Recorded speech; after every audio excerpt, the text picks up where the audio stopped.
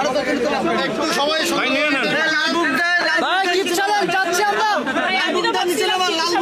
আমরা মারামারি দেখবো, সাংবাদিকের আগে মারামারি দেখলে হবে কি করে? একটু অপেক্ষা করেন,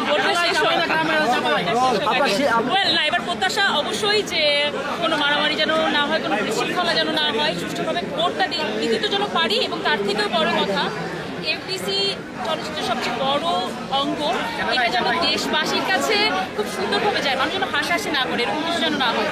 তো আমরা এসেছি, ভোট দিতে এসেছি এবং আমাদের সম্মান, দেশের সম্মান, এফডিসি সম্মান, যারা যারা ভোটে দাঁড়িয়েছে তারা রাখবে প্রত্যাশা করছে। যারা পাস করবে তাদের কাছে আপনার প্রত্যাশা কি থাকবে? কারণ শিল্পীদের কল্যাণের জন্য আসলে তারা কমিটেড। জানতে দেবো আপনার এই যারা পাস করবে তাদের কাছে আসলে প্রত্যাশা কি থাকবে একজন শিল্পী হিসাবে? যারা এবার পাস করবে তাদের কাছ থেকে বেশ কিছু প্রত্যাশা থাকবে।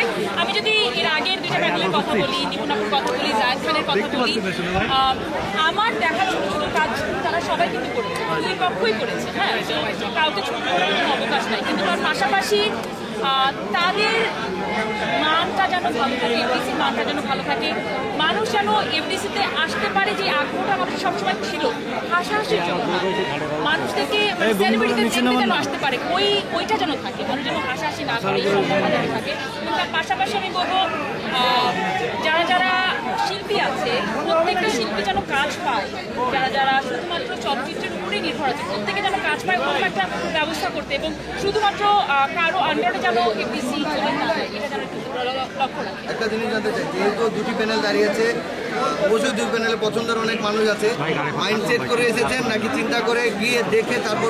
না, আমি একেবারে চিন্তা করে গিয়ে দেখে ভোট দেব।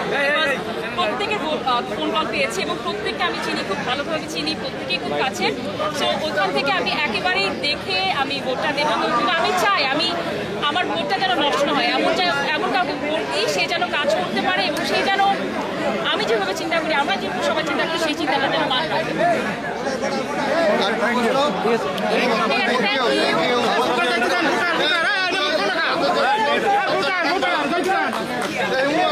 থ্যাংক ইউ ভাই।